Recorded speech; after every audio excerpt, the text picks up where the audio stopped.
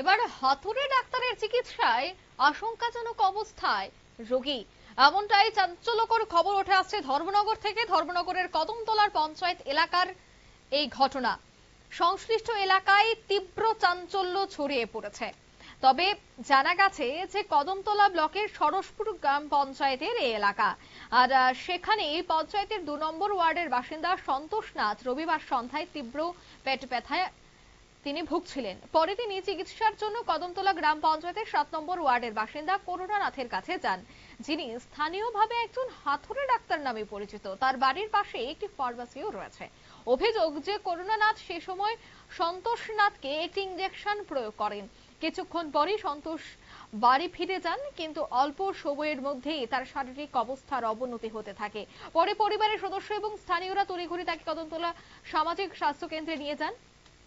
সেখানে চিকিৎসকরা প্রাথমিক চিকিৎসার পর অবস্থার অবনতি হওয়ায় তাকে ধর্মনগর জেলা হাসপাতালে রেফার করে, কিন্তু সন্তোষবাবুর শারীরিক অবস্থা আরো গুরুতর হয়ে পড়ায় তাকে পুনরায় স্থানীয়দের সহযোগিতায় কদমতলায় ফিরে আনা হয়।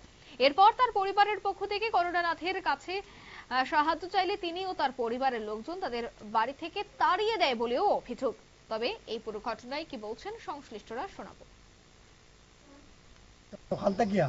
আজকে ওই যে করুণানাথ যে আপনার সরসপুর 7 নম্বর ওয়ার্ডের তাই ডাক্তারি করে, কিন্তু কি ডাক্তারি করে কি না এটা হইতে পারতাম না, কিন্তু তাই সন্তোষ নাথ 2 নম্বর ওয়ার্ডের একটা ছেলেরে ইঞ্জেকশন দিছে।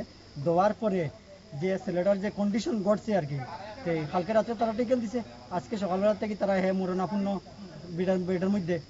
ওই সকাল থেকে আমি একটু ইম্বল হয়েছি ওইয়া সারিয়া এই করুণানাথের বইনের জামাই হইল গিয়া নান্টুনাথ তাইনের বাড়িতেও গেছি।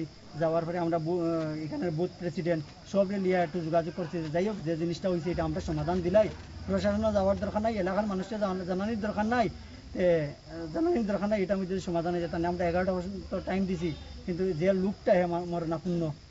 এরপরে আমরা না পারতে তানাতে এজাহার দিছে, এখানের যে ফলাফল আছে তারা সবাই গিয়ে এজাহার দিছে। দেওয়ার পরে নান্টুনাথও আইসেন, তার মিসেসও আইসে, চেন্নাই থেকে ফোন আইসে, বিভিন্ন ধরনের কথাবার্তা চলে। এরপরে তো দেখা যায় যে ছেলেটা মারা যাইব, আমরা রেফার লইছি। সব পোলাপানে কইছে যে আমরা রেফার দিন, আমরা রেফার লইয়া তারা দিছি। ধর্মনগর রেফার হয়েছে। এখন ছেলেটা এখন ঘটনা হয়েছে তারা কেউ কেউ যোগাযোগ করে না। আমরা কথা হইলো যে কিচ্ছুর দরকার নাই, তাইনে করুন না, আমরা মানি এই এলাকার এখন বিশিষ্ট মানুষ। তাইনে যদি কালকে রাত্রে গিয়ে যদি ওইটা সমাধান করলে, যদি আজকে এত বড় ঘটনা এই বাড়িতে। আপনারা শুনলেন তাদের এই বক্তব্য। অর্থাৎ অভিযোগ কিন্তু উঠে আসছে যে এই ডাক্তারের চিকিৎসায় রোগীর অবস্থা আশঙ্কাজনক। ঘটনাকে ঘিরে সমগ্র এলাকায় ব্যাপক চাঞ্চল্য সৃষ্টি হয়েছে। এদিকে পুলিশ অভিযোগ পেয়ে ঘটনা তদন্তে শুরু করেছে। নিয়ে নিচ্ছি ছোট্ট একটি বিজ্ঞাপন বিরতির, সঙ্গে থাকুন।